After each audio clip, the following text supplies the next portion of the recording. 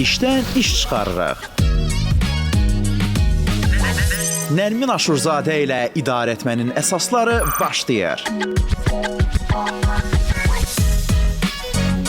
Salam, hər vaxtınız xeyir olsun. Bugünkü həmsöhbətim 4-cü yüksəliş müsabiqəsinin qalibi Qaraxan Şirinlidir. Biz onunla birlikdə təbii və təşkilati liderlik haqqında danışacağıq. Nə deməkdir bu ifadələr, nəyə başa düşməliyik? Onlar arasında oxşar və fərqli cəhətlər nədən ibarətdir? Və ən əsası Qaraxan niyə bu mövzunu müzakirə etmək istədi? Onu da soruşacağam. Xoş gəlmisiniz. Çox sağ olun Nərmin xanım. İlk növbədə dəvətiniz üçün təşəkkür edirəm. Liderliklə bağlı mövzular hər zaman mənim maraq dairəmdə olub. Və bununla bağlı bir çox məqalələr, mətnlər oxuyuram və müəyyən özümdə mütaliələr edərək müəyyən nəticələrə gəlirəm və istərdim ki, bu mövzu ilə də bağlı gəldiyim nəticələri izləyicilərlə bölüşüm, öz fikirlərimi. Yəni buna görə də mən elə təbii və təşkilati liderlik mövzusunu bugünkü müzakirə üçün seçmişəm. Böyük məmnuniyyətlə indi sizi dinləyəcəyik, amma siz özünüz necə bir fərq görürsünüz bu iki ifadə arasında? Əslində təbii və təşkilati liderlik arasında bir çox fərqlər var. Bununla bağlı bir çox nəzəriyyələr də var və ən əsası onu demək olar ki, təbii liderlik əsasən insanlar arasında etibar əsasında formalaşır və təbii lider olmaq üçün, yəni insanın hər hansı bir vəzifəyə təyin olunmasına, hansısa bir formal strukturda rəsmi vəzifə tutmasına ehtiyac yoxdur. Ancaq təşkilati liderlik bunun əksinə olaraq təyin olunma üsulu ilə təyin olunur rəhbərlik və həmin təyin olunan rəhbərdə o təbii liderlik xüsusiyyətləri ola da bilər, olmaya da bilər. Yəni bir növ ən incə xətt bu iki forma arasında. Təbii liderlər əsasən insanlar tərəfindən seçilir və onlar öz xoşları ilə həmin şəxsləri izləməyi seçirlər. Ancaq təşkilati liderlikdə rəhbər təyin olunur və insanlar onu izləmək üçün məcburdurlar. Yəni belə bir incə bir fərq var bunların arasında. Ancaq düşünürəm ki, təbii liderliyin əsas xüsusiyyətləri nədir desək, dediyimiz kimi bu əsasən insanlar arasında etibar üzərində qurulub. Yəni o necə olur? Biz kimə güvənirik sizcə? Bu da maraqlı sualdır əslində. Mən bununla bağlı da öz fikirlərimi bölüşsəm, deyərdim ki, insanlar adətən o insanlara güvənirlər ki, bir neçə burada bir istiqamət üzrə şaxələndirmək olar bu sualı. Birincisi, insanlar qeyri-müəyyənliklərdən çox qorxurlar və qeyri-müəyyənliklər hər zaman belə gündəlik iş həyatımızda, dünyada baş verən proseslərdə qeyri-müəyyənliklər hər zaman olur və insanlar belə qeyri-müəyyən mühitlərdə bir növ belə ümid işığı axtarırlar və ya da xilaskar axtarırlar. Həmin vaxtı, qeyri-müəyyənlik vaxtı düzgün ümidi, düzgün bələdçiliyi, düzgün istiqaməti verən və ya da xilaskar rolunda insanların gözündə görsənən şəxslər artıq təbii lider olaraq insanlar tərəfindən seçilir.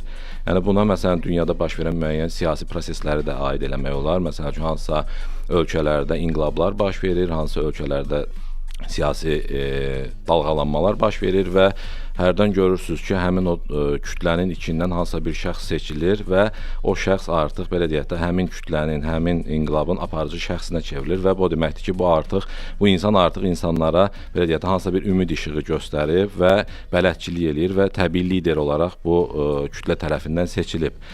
İkinci məsələ odur ki, məsələn, insanların status məsələsi qoruyan və insanların statusunu təmin edən istənilən şəxslər təbii lider rolunda çıxış edə bilər. Buna iş həyatında da məsələn baxsaq, iş həyatı elədir ki, burada müəyyən bir iyerarxiya üzrə insanlar belə iş funksiyalarını yerinə yetirirlər.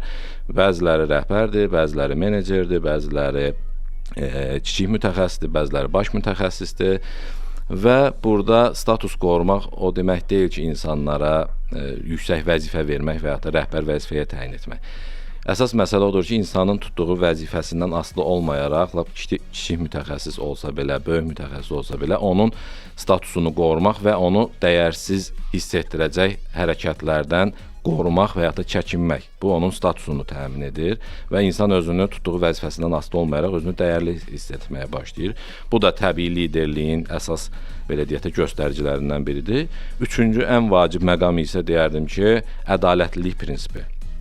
Yəni əgər insanların gözündə ədalətli bir şəxs kimi qəbul olunacaqsınızsa, insanlar sizi belə deyək ki, təbii lider olaraq qəbul eləməyə başlayacaqlar. Əlbəttə ki, bunların hər biri ayrı-ayrılıqda bir işə yaramayacaq, amma bu üçünün vəhdətini təşkil edə bilsəz ki, qeyri-müəyyənliklərdə insanlara ümid olsaz, onların statuslarını qorusaz və yaxud da ki, dəyərsiz hiss etmələrini səbəb olacaq hərəkətlərdən çəkinsəz və verəcəyiniz qərarlarda, atacağınız addımlarda, etdiyiniz söhbətlərdə ədalətli olmağı göstərsəz, insanlar sizi təbii lider olaraq qəbul edəcəklər. Bir də mənə elə gəlir ki, indi bilmirəm də siz deyəcəksiniz səhvdir, düzdür, amma mənim müşahidəmə görə bu bir sakitlik var, sakit güc anlayışı. Məsələn, orada dünya dağılır, aləm dəyib bir-birinə, xaos vəziyyəti, böhrandır.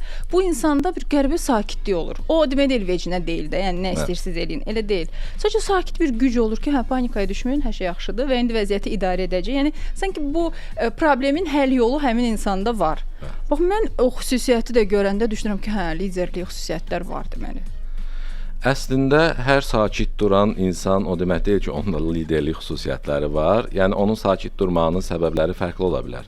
Məsələn, elə işçi ola bilər ki, elə bir, yəni, yenə biz əməkdaşdan danışırıq. Təşkilatda əslində sakit qalan əməkdaşlar ən, belə deyərdik ki, səmərəsiz. Yox, passiv başqa. Amma sakitliyi qorumaq var, sakitliyi qorumaq var. Soyuqqanlılıq deyirsinizsə, biraz yəqin ki, odur, bəli. Əslində, soyuqqanlılıq bu qeyri-müəyyənlik mühitlərində, dövrlərində ən vacib xüsusiyyətlərdən biridir.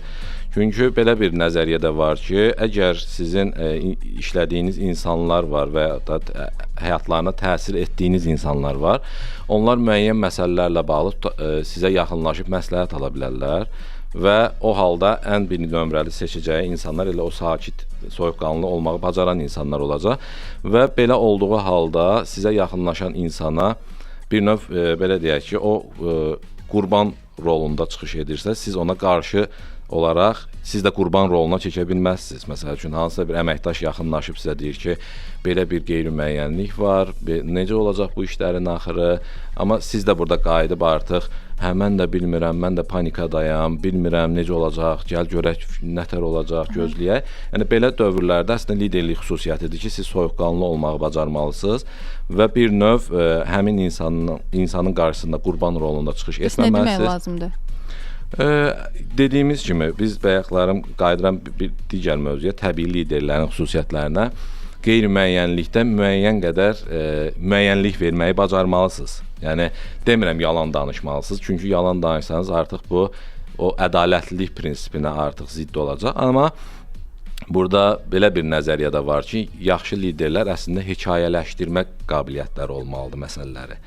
Yəni, hansısa bir mövzunu necəsə bir emosionallaşdırıb, onu hekayələşdirib, nağıl kimi bir növ insanı, belə deyək də, motivasiya vermək ki, elə bil, hara çevirirsən, yenə gəlir qəşəng danışmağa dayanır. Əslində, buna belə də hekayələşdirmə bacarığı əslində vacib bir bacarıqdır liderlər üçün və burada yalan danışmaqdan söhbət getmir əlbəttə ki. Yəni, siz necə danışa bilərsiniz?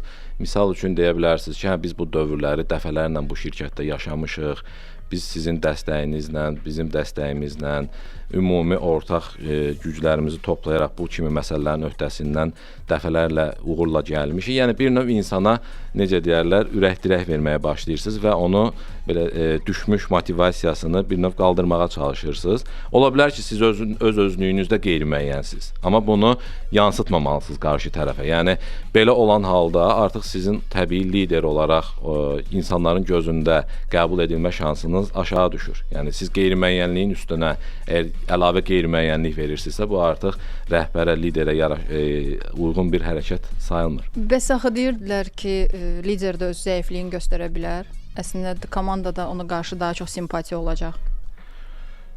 Düşünmürəm ki, indi onu hansı nəzəriyyədə və ya hansı, belə deyək də, kimin fikri olduğunu deyə bilmərəm, amma mən açıq fərqli düşünürəm. Yəni, məncə, komanda daxilində və ya da şirkətdə öz səhvlərini qəbul eləmək başqa, məsələn, siz hansısa bir qərarı səhv verə bilərsiniz və yaxud da ki, hansısa bir hərəkət səhv edə bilərsiniz. Bu səhvi etiraf eləmək əlbəttə ki, bu normal bir praktikadır. Bu sizin komanda daxilinizdə əksinə hörmətinizi də qaldıracaq və sizin rəhbər olaraq belə deyək də reputasiyanız da yüksələcək. Amma hansısa bir zəif cəhətlərinizi göstərmək, yox mən də bilmirəm, mən də bacarmıram, mən də gözləmirəm necə olacaq, heç ümumiyyətlə bu şirkətin axırı necə olacaq, heç kim mən də sizin kimi bilmirəm. Yəni bu tərəfli əslində liderə yaraşan xüsusiyyətlər deyil bu haqqda danışmaq. Səhvləri qəbul eləmək deyirsinizsə, əlbəttə ki, insanı hamımız səhv eləyə bilərik, istənilən rəhbər də səhv eləyə bilər. Burada səhvləri qəbul eləməkdə bir sıxıntı görmürəm.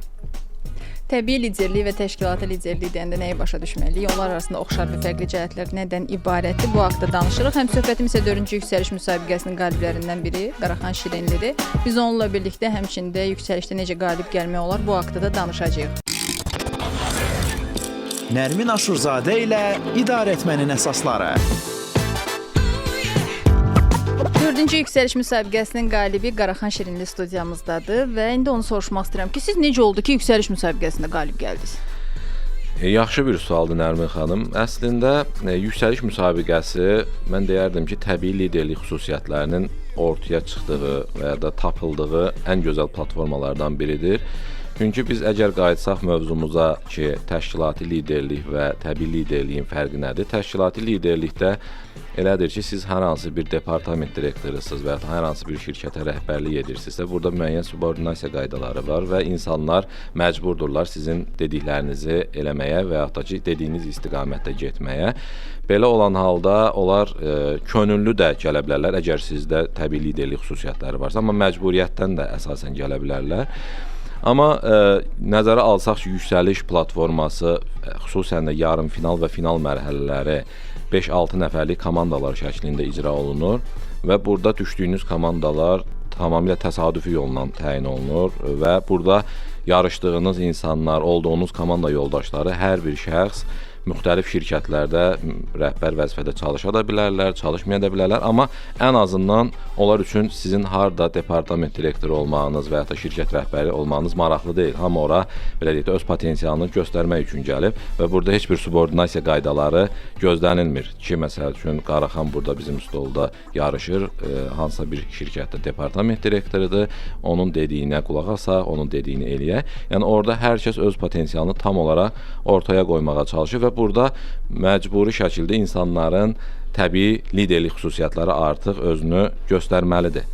Təbii liderlik xüsusiyyətləri o halda göstərməlidir ki, o mənada göstərməlidir ki, yəni yarışdığınız masada insanlar sizin sözünüzə etibar eləməlidirlər, komanda yoldaşı olaraq ən əsası bayaq da qeyd etdiyimiz kimi burada əsas xüsusiyyət etibar məsələsidir.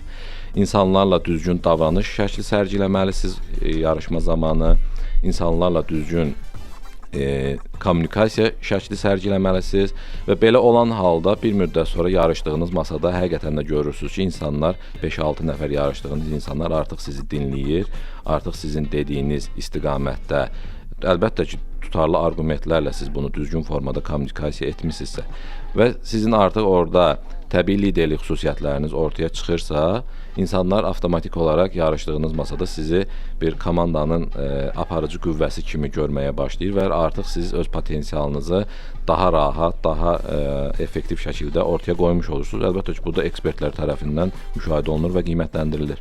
Yüksəliş müsabiqəsinin yarım final və final mərhələsi ilə bağlı mənə həmişə maraqlıdır ki, baxın, o qədər lider şəxslər bir yerdədir də. Burada ego savaşı gedir. Yəni nə baş verir orada?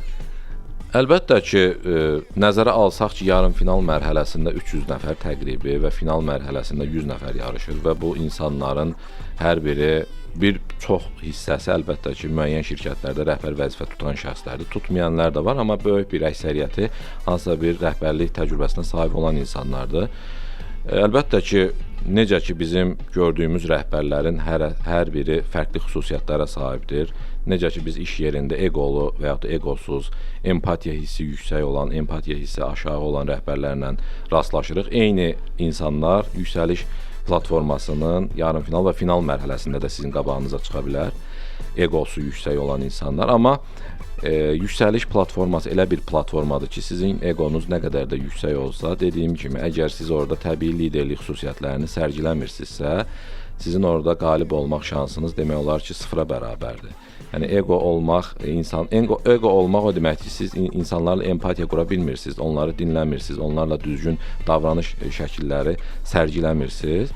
Belə olan halda əlbəttə ki, bu insanlar var. Yəni mən özüm şəxsən bu yarışma müddətində o insanlarla eyni masada yarışmalarımız olub. Amma deyərdim ki, heç biri bu insanların qalib ola bilməyib. Amma belə də sözümə açıqlama vermək istəyirəm ki, o demək deyil ki, qalib olmayan şəxslərin hamısı eqolu şəxslərdir, ona görə qalib olmayıblar.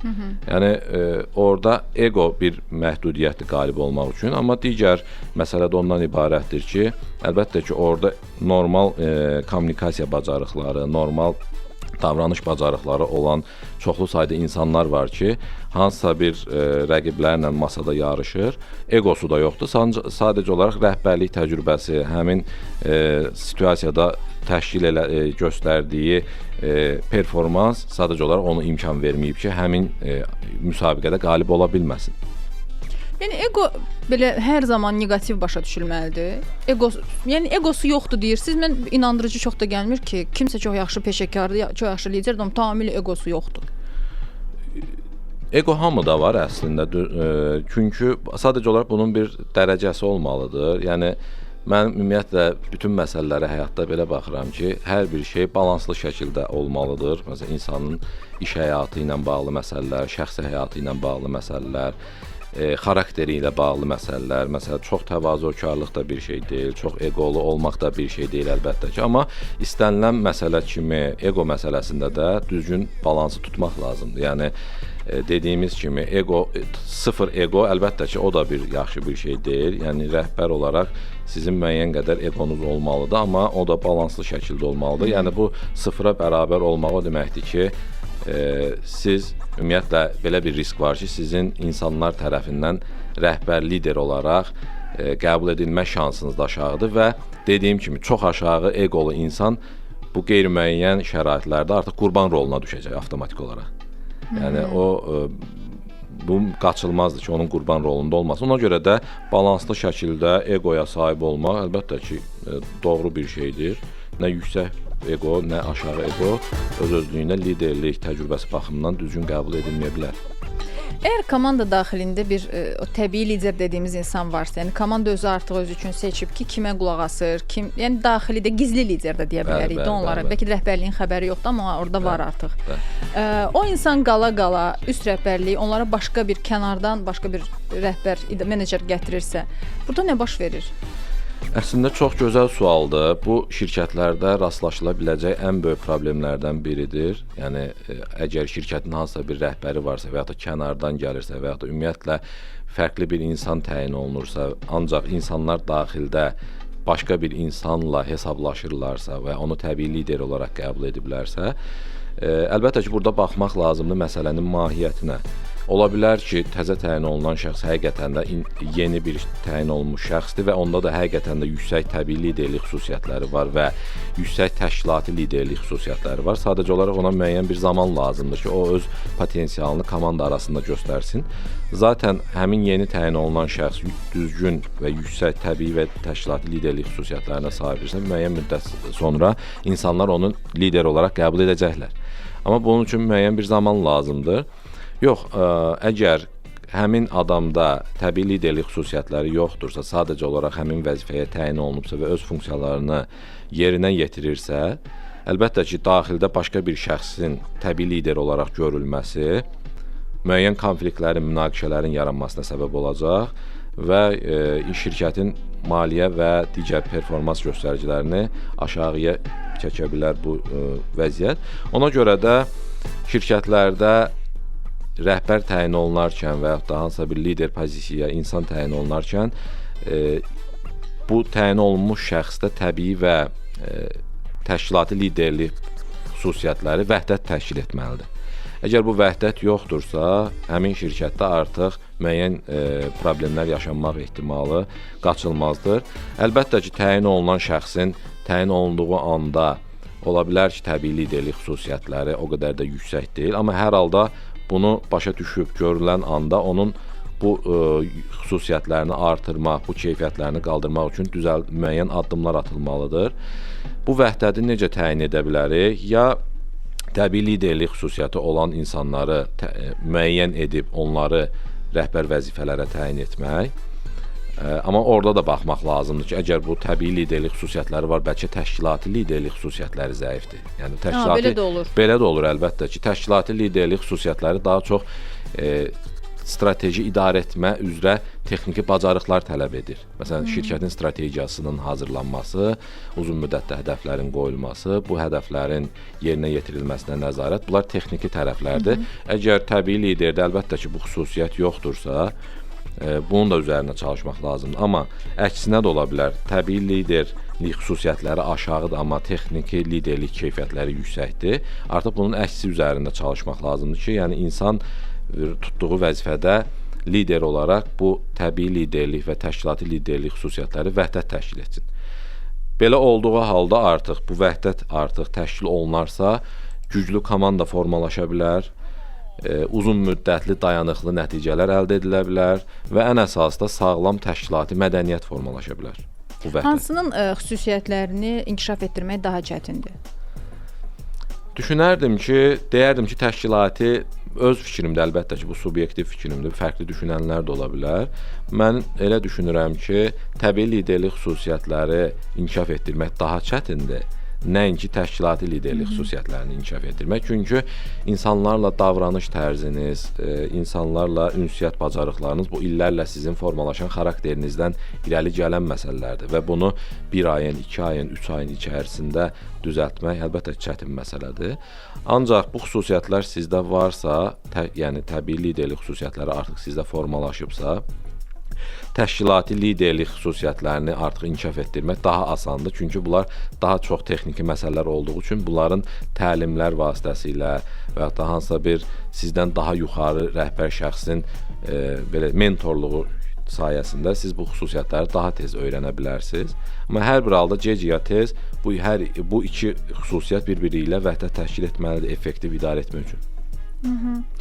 Təbii liderlərin ümumiyyətlə iş mühitində belə boğulma, yəni onu seçilmirsə, onu görmürlərsə, boğulma, o bacarıqları itirmə ehtimalı var? Təbii liderlərin əlbəttə ki, bacarığını itirməyəcək, əlbəttə ki, bacarığını itirməyəcək. Sadəcə olaraq, məsəl üçün, iş yerində hər hansı bir təbii liderlik xüsusiyyətləri yüksək bir şəxs var və insanlar həmin şəxslə belə deyək də tez-tez hesablaşırlar, tez-tez ondan istiqamət soruşurlar.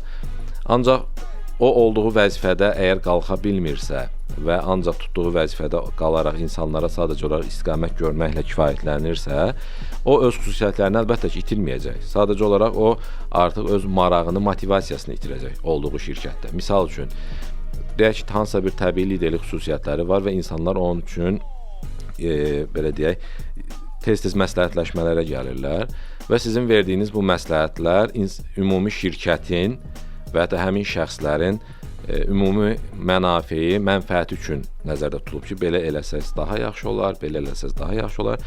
Bir müddət sonra həmin insan o motivasiyasını itirə bilər ki, yəni mən bu məsləhətləri niyə görə verməliyəm, niyə görə mən bu insanları və ya da niyə görə mən bu şirkətin daha yaxşı olması üçün bu məsləhətləri verməliyəm. Sadəcə olaraq motivasiyasını itirə bilər.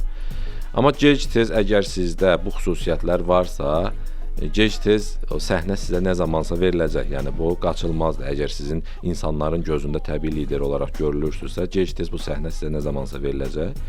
Sadəcə olaraq bir müddət səbirli olmaq lazımdır, emosiyalara qapılmamaq. Yenə deyirəm, ən əsası da özünüzü qurban roluna qoymamaq. Yəni mən burada qurban rolundayam, mənim potensialım kəşf olunmur. Siz artıq müsahibə ərzində bir neçə dəfə bu qurban rolunda olmaq haqqında başa düşürəm ki, çox həssas nöqtədir deyəsən sizdə. Məsələn, işçidə hansı xüsusiyyətlər görəndə başa düşürsüz ki, bu artıq özünü qurban roluna salır?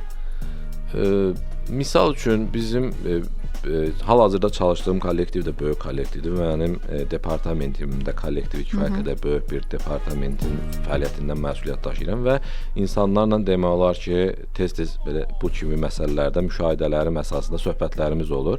Əgər insanlar başlayırlarsa ki, misal üçün ən səmimi danışmaq lazım gələrsə, məsəl üçün fikirləşirlər insanlar hər şeyə, əlbəttə ki, hamımız kimi çalışdığımız insanlar öz şəxsi maddiyyatı üzərində məsələləri qiymətləndirirlər və xüsusən bizneslərdə maaş artımı dövrləri olur, bonus dövrləri olur, qiymətləndirmə dövrləri olur və həmin dövrdə məsələn insanlar hiss edəndə ki, onun çəkdiyi əziyyətin qarşılığı kifayət qədər verilmir və başlayırlar, artıq siz müşahidə edirsiniz ki, onların motivasiyasında düşmələr, hərəkətlərində müəyyən qeyri-adekvat belə deyək də müşahidələr görürsüz və bu halda siz başa düşürsünüz ki, artıq işçi qurban roluna keçib.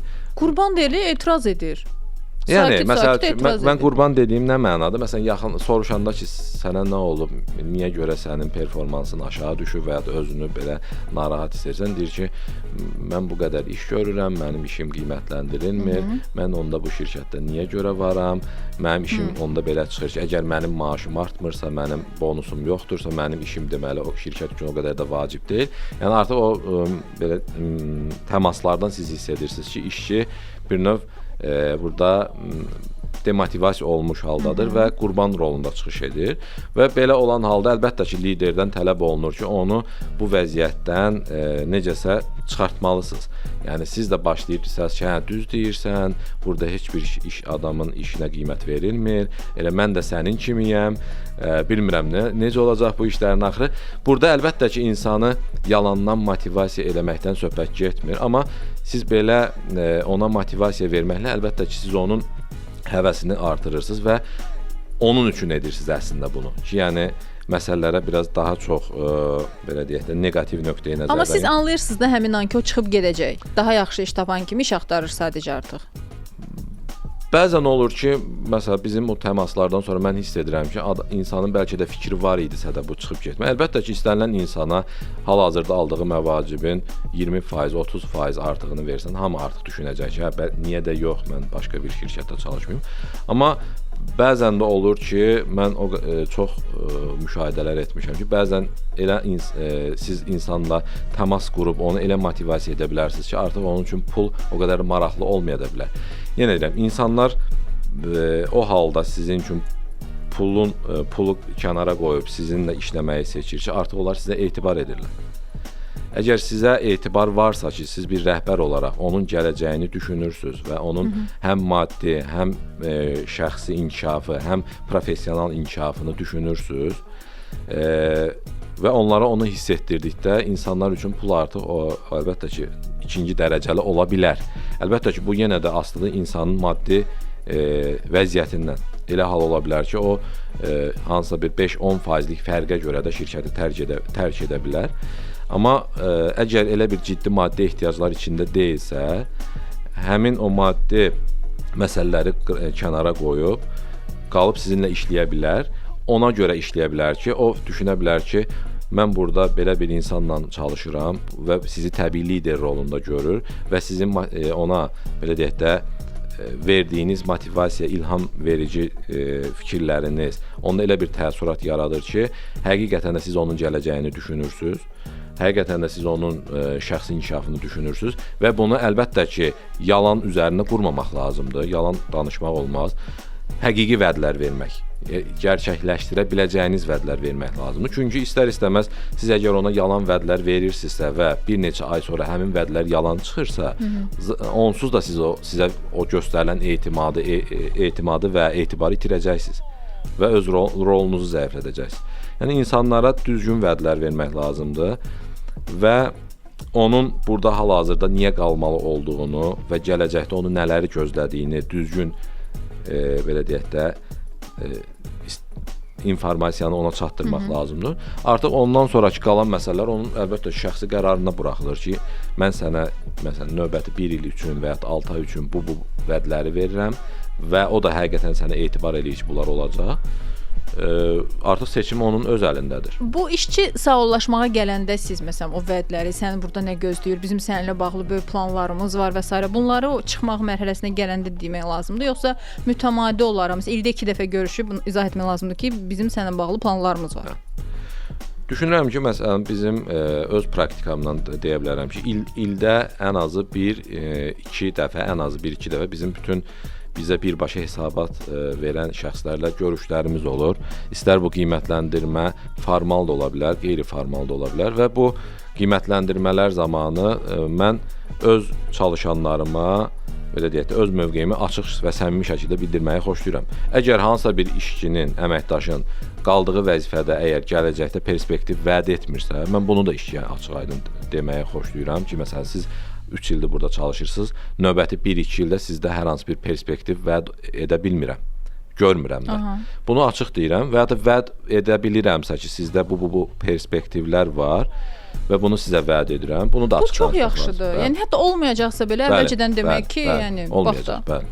Çünki siz hər bir çalışdığınız əməkdaşın potensialını görürsüz, onun işə qarşı münasibətini görürsüz, komanda daxilindəki münasibətləri görürsüz.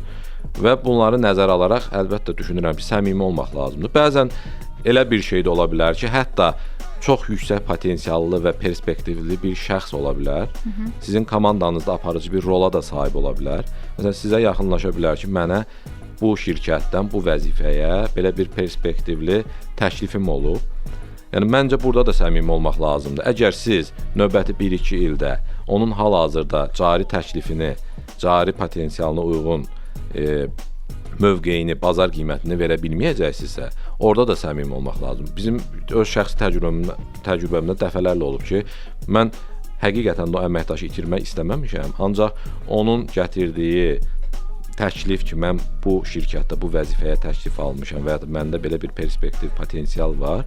Mən açığı səmimi olaraq demişəm ki, yəni burada qalmağınızın onda heç bir mənası yoxdur. Çünki həqiqətən də yalandan danışıb bir müddət sonra etimadı itirməkdənsə, elə indidən o şəxsə düzgünləri danışıb, onun etibarını saxlayıb işini itirmək daha yaxşıdır. Küsmədiniz həmin işçidən? Yox, əlbəttə ki, yox.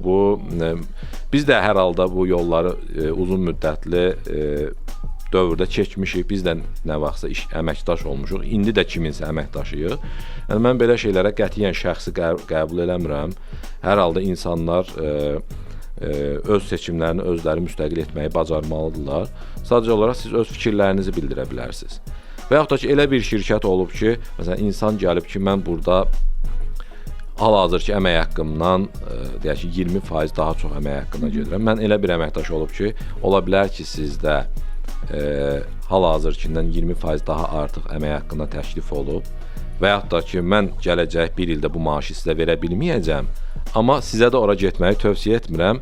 Sırf məsələn öz bilik təcrübəmə uyğun olaraq, çünki gedəcəyin yerdə bilirsən sən kimlərlə işləyəcəksən, orada sənin rəhbərin kim olacaq, komanda daxili münasibətlər necədir, şirkət daxili münasibətlər necədir. Sırf bu kimi məsələlərdə öz tövsiyələrimi hərdən verirəm ki, ola bilər ki, siz hal-hazırda 300 manat, 500 manat daha çox əmək haqqı alacaqsınız və mən də onu sizə növbəti bir ildə verə bilməyəcəm, amma orada getməyinizi tövsiyə etmirəm, çünki uzun müddətli perspektivdə siz orada belə deyək də kölgədə qalacaqsınız və əksinə bir müddət sonra siz belə deyək də öz potensialınızı belə deyək orada göstərə bilməyəcəksiniz və uzun müddətli perspektivdə sizi çox da yaxşı bir imkanlar gözləmir. Məsələn, öz bilik və müşahidələrimə uyğun. Yəni belə şeylər. Obyektiv olursunuz. Sadəcə qalsın deyə demirsiniz. Yox, əlbəttə ki, getmək lazım olanda deyirəm, getmək lazımdır.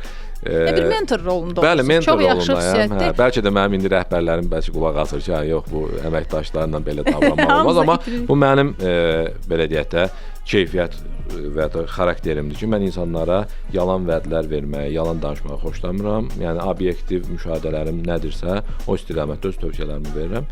Hər halda hər kəs öz qərarını verməkdə sərbəstdir. Bəs necə şirkətlər görəndə əməkdaşlarınıza deyirsiniz ki, ora getməyin?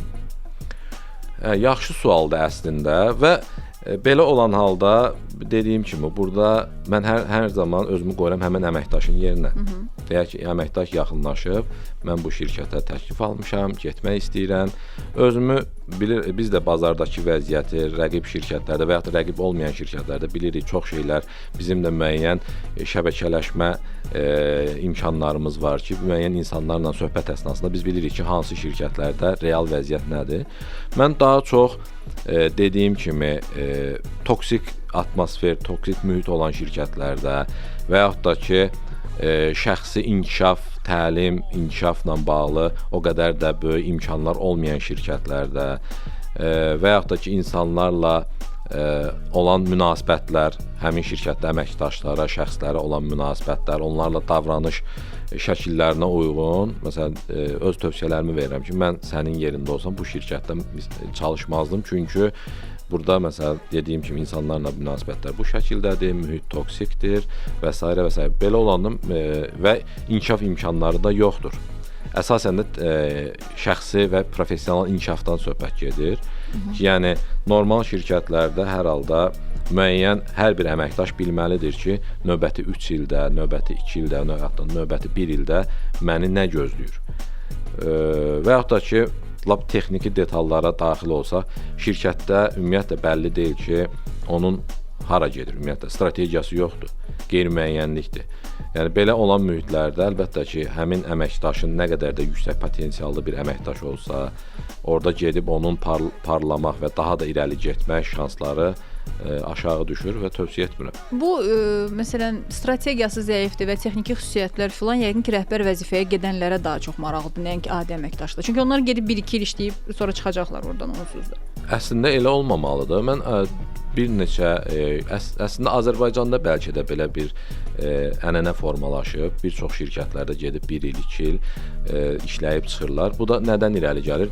Bayaq qayıdıram, bayaq dediyimiz məsələyə. İnsanlar bəlkə də bilmirlər ki, növbəti 3 ildə səni nə gözləyir. Əgər onlar hər an bilsələr ki, növbəti 1 il, 2 ildə, 3 ildə səni nə gözləyir, onlar əlbəttə ki, bu qədər tez-tez iş yerini dəyişməzlər. Məsələn, Avropa mədəniyyətində bir çox şirkətlərdə biz orada hansısa bir biznes səyahətlərdə və ya onlar bura hansısa məsələlərlə bağlı biznes səyahətləri gələndə bir çox insanlarla söhbət zamanı müəyyən olur ki, 5 il, 10 il insanlar çalışıb işləyirlər eyni şirkətlərdə. Çünki həm şəxsi və peşəkar inkişaf nöqteyi nəzərdən, həm də onların maddi durumu nöqteyi nəzərdən onlar bir yerdə qalmırlar və ən azından onlara bəllidir ki, onların axırı necə olacaq.